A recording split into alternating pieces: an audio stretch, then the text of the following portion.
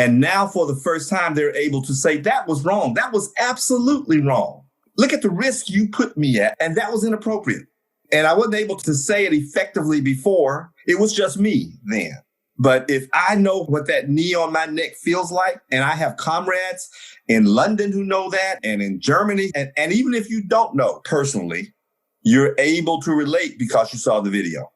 So the other thing you said was, I can't relate. And I have to raise the question, as old as you are now, why can't you?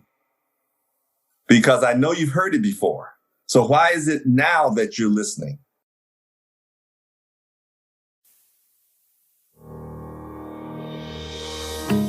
Welcome to Peter and Phil's Courageous Conversations, a podcast addressing race relations and social issues in hopes that you'll be inspired to do the same. Now, let's begin our conversation with your hosts, Dr. Peter Weinstein and Dr. Phillip Nelson.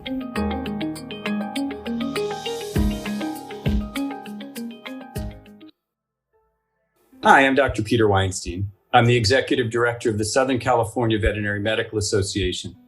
Today, I'm not coming to you representing the Veterinary Medical Association. I'm coming to you representing myself, white privilege in a world that's currently quite uncomfortable for myself and others who have white privilege. Hi, I'm Phillip Nelson. I'm the Dean of the College of Veterinary Medicine at Western University, but I'm not representing Western University. I'm representing myself and the experiences I've had as a Black man, as a Black veterinarian, as a Black professional. And we'd like to share with you the conversations that we've had over the summer regarding race and racism. Shortly after the murder of George Floyd, I was just beside myself. I really didn't understand everything that was going on. And I picked up the phone and I called Phil. And I said, Phil, I'm lost. I'm upset. I'm angry. I'm frustrated. I'm hamstrung. I really don't know what to do. I don't know how to act. I want to do something. I need your help. I immediately recognized the courage that Peter had to pick up that phone and call me. But I had to ask, why me? Is it because I'm Black? Because if it is, you called the wrong person.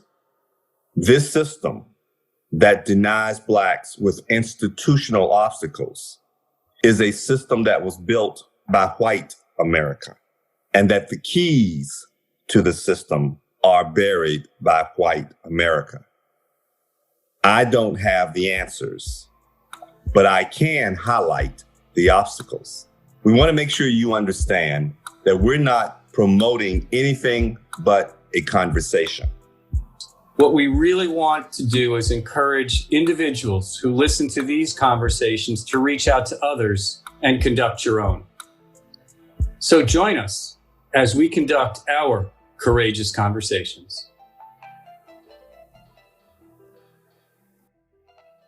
The reason I reached out to you was because of the stress that I was feeling and the need that I felt for some help in understanding the issues and challenges of your world and my world and our world right now. And really, it wasn't about the veterinary side of things specifically, although I was looking to help understand things from the association standpoint, but it was a personal need to understand how I can be better, how I can do better, and to better understand the pains that I've seen on television and I've read about, but I can't relate to.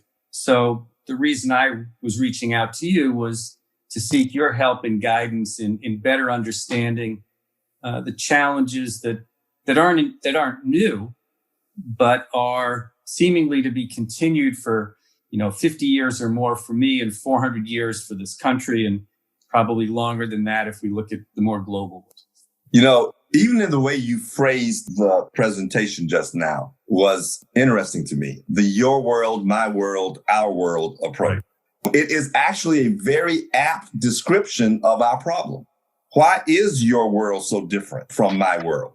Because when you said your world, I was thinking, well, this is our world, and so why is it your world, my world, our world separation? Right. Why do we have those 3 degrees of separation? but it becomes almost recognizable from a racial perspective. Yeah. I try to keep reminding people the problem is we're thinking of it from a racial perspective, and we quickly dismiss the human perspective. And I have to keep reminding myself of that too, because, first of all, I'm not the Black expert. I'm not the expert of Black experiences. I can tell you mine, but there's a TED Talk about the danger of the single story, the danger of making decisions based on one person's experiences.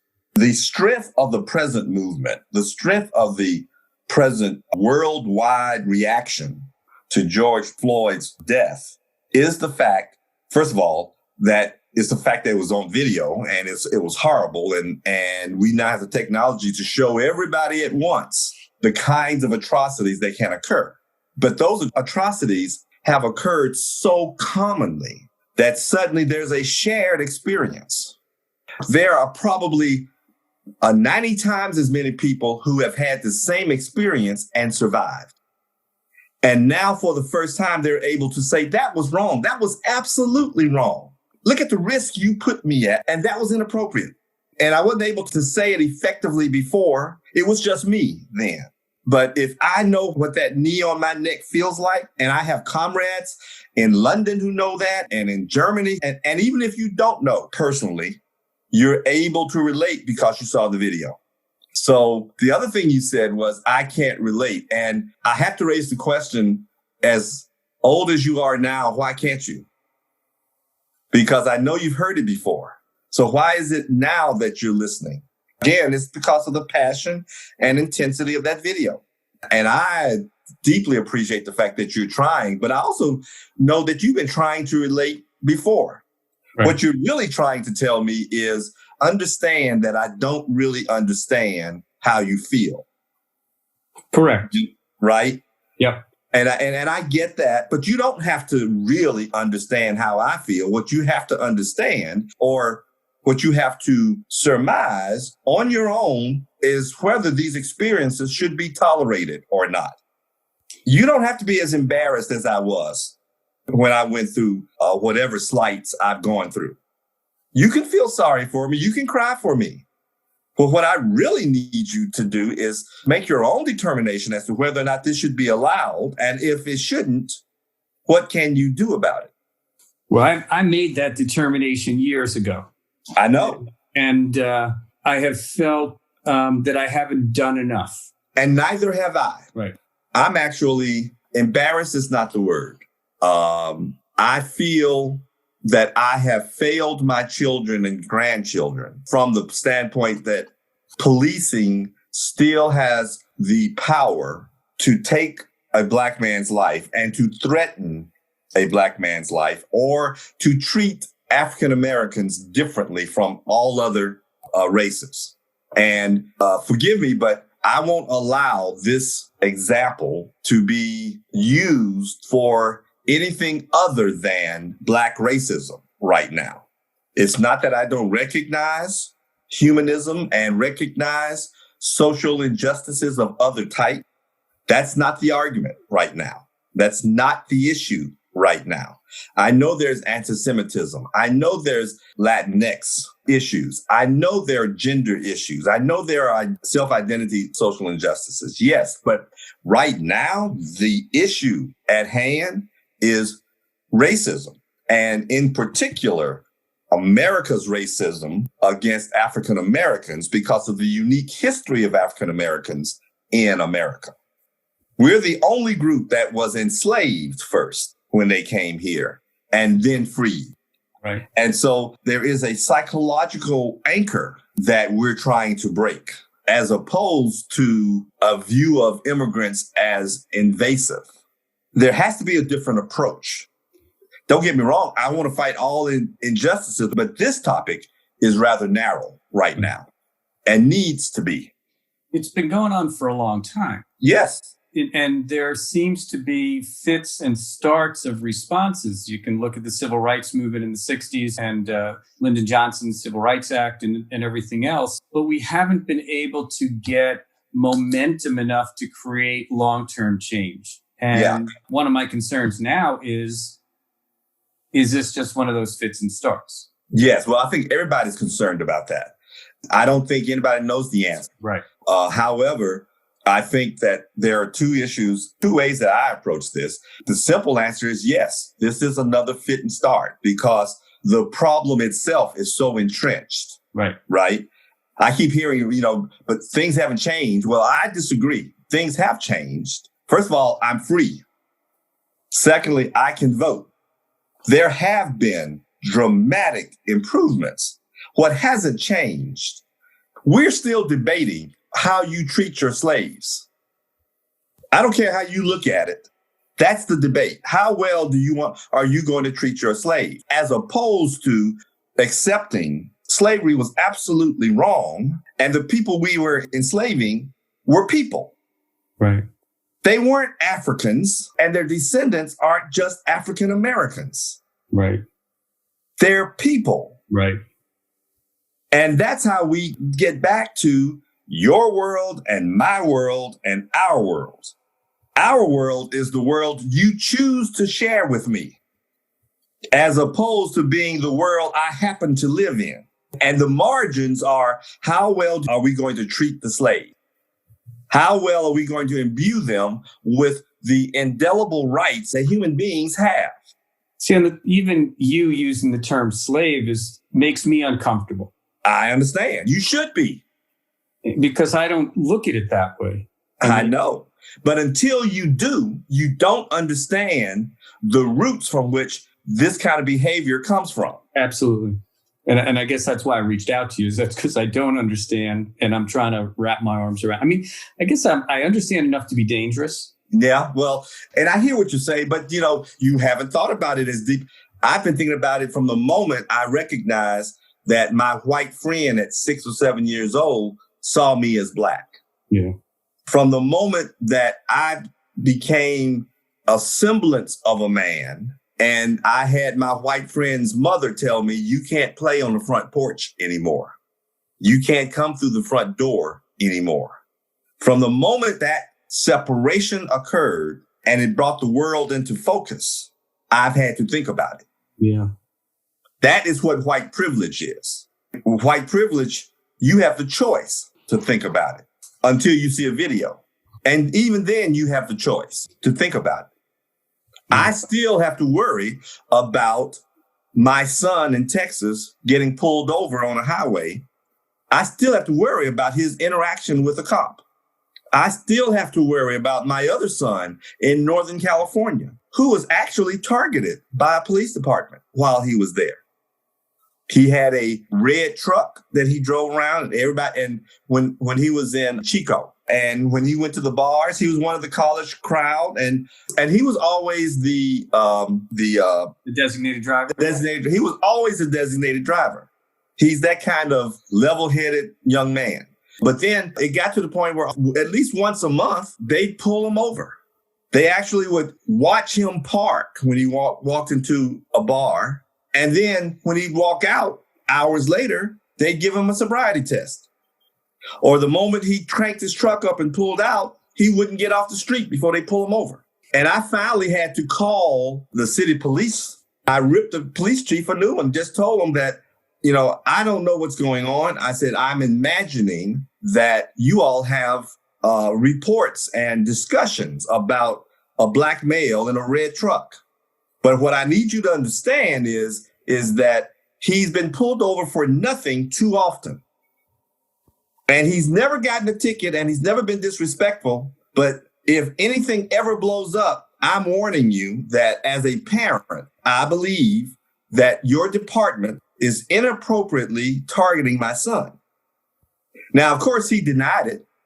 Right. And of course, he said, no, sir, we don't do things like that. I said, I'm sorry, but I believe racial profiling is a part of this. And I'm giving you official warning that the next time he is pulled over for no reason other than to check his license, I will be looking for legal reparations next. Just know that I'm concerned.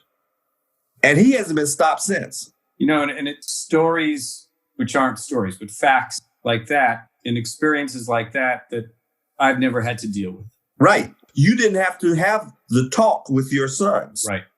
You heard the story of Amadou Diallo, the Ghana immigrant who was shot in the New York doorway, and the story behind it and the interviews with his mom. And, I really should apologize because the conversation we're having today shouldn't have had to wait for today.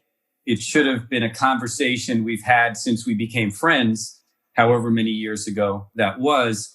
And what we should have been doing through this time is working to find solutions or communicate solutions or understand each other better from that standpoint. So in many ways, my reaching out for help today is years later than it should have been. So I apologize for that. Well, I'm going to accept your apology only because you're a friend. Right. But I have to push back a little bit. Okay. I don't think you owe me an apology. I appreciate your empathy, but don't take it so far. And I'm not accusing you of false piety either. Okay. All right. But what I'm trying to say is it's as much my responsibility to raise these issues as it is yours. This is what our world means. Right. If you can't recognize white privilege, then it's my responsibility to point it out. It's an uncomfortable discussion, even among friends. Yeah.